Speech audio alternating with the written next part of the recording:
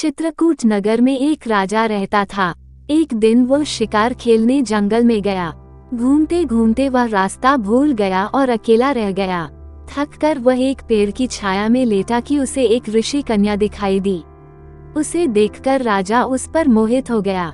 थोड़ी देर में ऋषि स्वयं आ गए। ऋषि ने पूछा, तुम यहाँ कैसे आए हो? राजा ने कहा, मैं शिकार खेलने आया हूँ। ऋषि बोले, बेटा तुम क्यों जीवों को मारकर पाप कमाते हो? राजा ने वादा किया कि मैं अब कभी शिकार नहीं खेलूंगा। खुश होकर ऋषि ने कहा, तुम्हें जो मांगना हो मांग लो।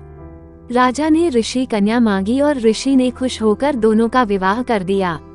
राजा जब उसे लेकर चला तो रास्ते में एक भयंकर राक्षस मिला। बोला, मैं तुम्हारी रानी को खाऊंगा। अगर चाहते हो कि वह बच जाए तो 7 दिन के भीतर एक ऐसे ब्राह्मण पुत्र का बलिदान करो जो अपनी इच्छा से अपने को दे और उसके माता पिता उसे मारते समय उसके हाथ पैर पकड़ें। डर के मारे राजा ने उसकी बात मान ली। वो अपने नगर को लौटा और अपने दीवान को सब हाल कह सुनाया। दीवान ने कहा, आप परेशान न हो, मैं उपाय करता हूँ। इसके बाद दीवान ने 7 बरस के बालक की सोने की मूर्ति बनवाई और उसे कीमती गहने पहनाकर नगर नगर और गांव गांव घुमवाया।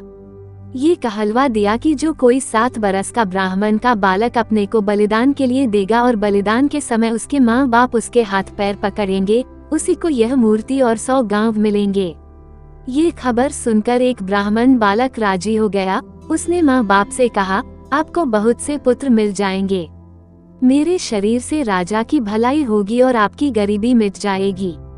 माँ बाप ने मना किया, पर बालक ने हट करके उन्हें राजी कर लिया। माँ बाप बालक को लेकर राजा के पास गए। राजा उन्हें लेकर राक्षस के पास गया। राक्षस के सामने माँ बाप ने बालक के हाथ पैर पकड़े और राजा उसे तलवार से मारने को हुआ। उसी समय बालक बड़े जोर से हंस पड़ा। इतना कहकर बेताल बोला, हे राजन, ये बताओ कि वो बालक क्यों हंसा? राजा ने फौरन उत्तर दिया, इसलिए कि डर के समय हर आदमी रक्षा के लिए अपने माँ बाप को पुकारता है।